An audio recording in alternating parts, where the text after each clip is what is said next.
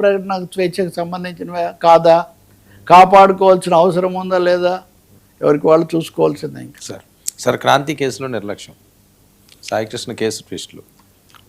Yes, మాజీ మంత్రి మాజీ ఎమ్మెల్సీ డొక్కా మాణిక్యవర ప్రసాద్ ఆయన నిన్న చాలా తీవ్రంగా డీజీపీ ఏంటి బుద్ధ భగవాన్లా కూర్చున్నాడు.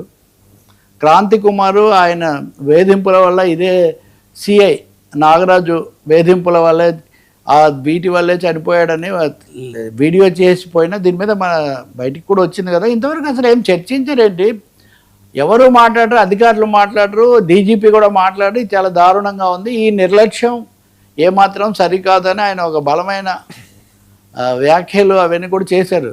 ఆ మొత్తానికి నిన్న ఎట్టకేలకు సిఐ నాగరాజు మీద ఆ కేసు కూడా ఇప్పుడు పెడుతున్నారట.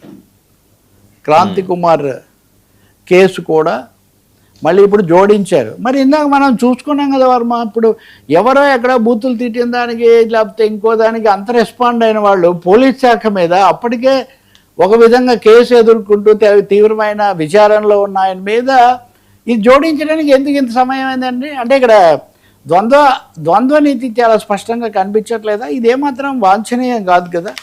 కాబట్టి క్రాంతి కుమార్ మీద కేసు ఏమని పెడతారు, అది వాళ్ళు సంతృప్తి చెందుతారా లేదా అవన్నీ మనం చూడాల్సి ఉంటుంది. కానీ నేను ఇందాక చెప్పినట్టు పాలక కూటమిలోనే అందులో ఒక మాజీ మంత్రి, 4 పార్టీలు, వైఎస్ అప్పటి నుంచి జగన్ దగ్గర నుంచి అన్ని చంద్రబాబు అందరిని చూసిన నాయకుడు మాణిక్యవర ప్రసాద్ అలా స్పందించాడు అంటే దళిత నాయకుడు కూడా.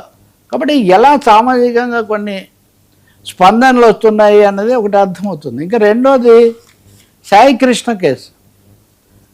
సాయికృష్ణ కేసులో నిందితుల సంఖ్య పెరుగుతోంది. ఇదిగో అదృశ్య శక్తులు ఎన్నో దీంట్లో ఉన్నాయి అని ఇప్పుడు అంతకంతకు తెలుస్తుంది. అసలు ఏదైనా దృశ్యమే లేదన్నారు అంతకుముందు, ఇప్పుడేమో అదృశ్య శక్తులు ఎన్నో దీని వెనక ఉన్నాయి, ఇంకా వాళ్ళను విచారించాలి వీళ్ళని విచారించాలని. ఇందులో ఆర్గ్యుమెంట్ ఆసక్తికరమైనది ఏమంటే, బెజవాడ కోర్టు పెట్టిన షరతుల వల్ల మేము దర్యాప్తు చేయలేకపోతున్నామని సిట్ కోర్టులో వాదించింది. బెజవాడ కోర్టు షరతులతో దర్యాప్తుకు ఆటంకం అని. అంటే న్యాయ వ్యవస్థ అధికార వ్యవస్థ వీళ్ళ మధ్యలో సంబంధాలు లేకపోతే తీరుతెన్నులు ఎలా ఉన్నాయో మనకు తెలియదు. కానీ ఆ సిఐని లోపలే విచారించాలి అని కోర్టు చెప్పింది, కింద కోర్టు రిమాండ్కి పంపేటప్పుడు. కానీ ఆయన బయటికి తీసుకొచ్చి ఇవన్నీ చూపిస్తే తప్ప నిజాలు బయటికి రావు.